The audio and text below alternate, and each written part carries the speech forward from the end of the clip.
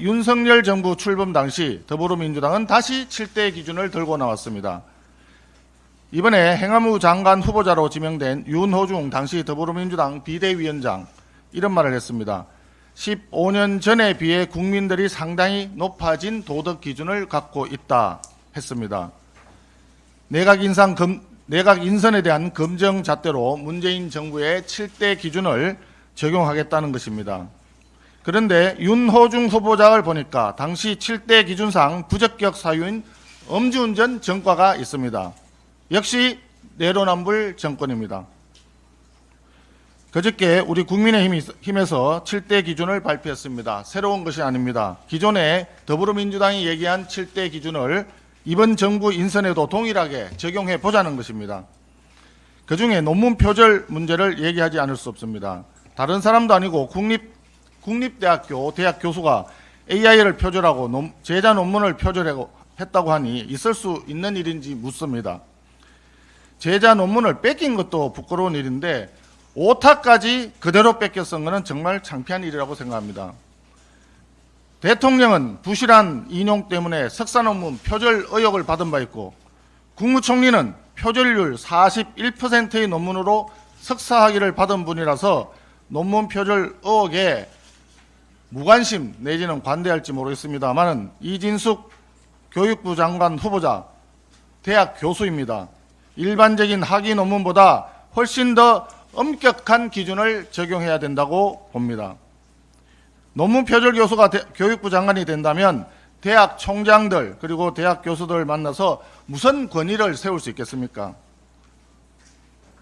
국무회의 참석 자격이 없는 사람은 법적으로 임기가 보장된 이진숙 방송통신위원장이 아니라 제자 논문 표절 이진숙 교수라는 점을 이재명 대통령은 꼭 명심하기 바랍니다. 강선우 후보자에 대해서도 한 말씀 드리겠습니다. 어제 언론 보도를 보고 저는 대단히 큰 충격을 받았습니다. 강선우 후보자가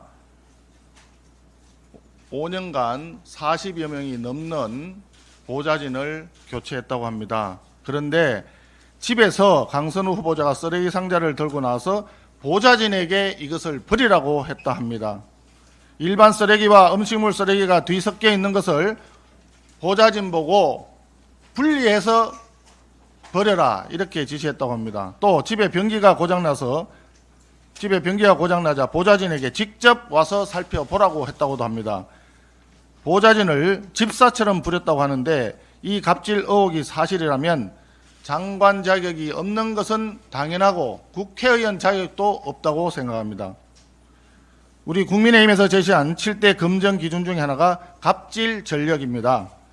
강선우 후보자 지금 즉각 갑질 의혹에 대해서 해명해 보시기 바랍니다. 말로는 정치보복은 없다고 했던 이재명 대통령이 이제는 진짜 안 하는 줄 알았냐 하면서 특검의 칼날을 휘두르고 있습니다. 야당 국회의원에 대한 압수수색, 전직 국무위원에 대한 출국 금지 조치가 이어지고 있습니다. 급기야 더불어민주당 유력주자인 당대표 유력주자인 박찬대 의원은 우리 국민의힘을 직접 겨냥해서 위헌적인 야당 말살법 발의까지 얘기하고 있습니다. 정권의 하수인으로 출범한 특검 그리고 절대다수 의석을 앞세운 이재명 정권과 더불어민주당의 행태는 명백한 정치 보복이며 노골적인 야당 탄압입니다. 여당 무죄, 야당 유죄의 이재명식 독재 정치가 본격화되고 있습니다. 겉으로는 협치를 말하면서 실제로는 군사 정권이 하던 일을 그대로 답습하고 있습니다. 자신들이 그토록 비난하던 군부 독재 망령에 빙의된 모습입니다. 우리 국민의힘은 결코 물러서지 않겠습니다. 끝까지 부당한 정치 보복과 야당 탄압에 맞서 싸우겠습니다. 아울러 이재명 정권의 사법 장악과 입법 폭주를 막기 위해 독재 방지 특별법 제정을 추진하겠습니다. 무엇보다 피의자인 이재명 대통령 본인의 형사재판이 정상적으로 계속될 수 있도록 법적 근거를 마련하겠습니다. 독재에 결코 굴복하지 않겠습니다. 오직 국민만 바라보고 국민과 함께 끝까지 싸우겠습니다.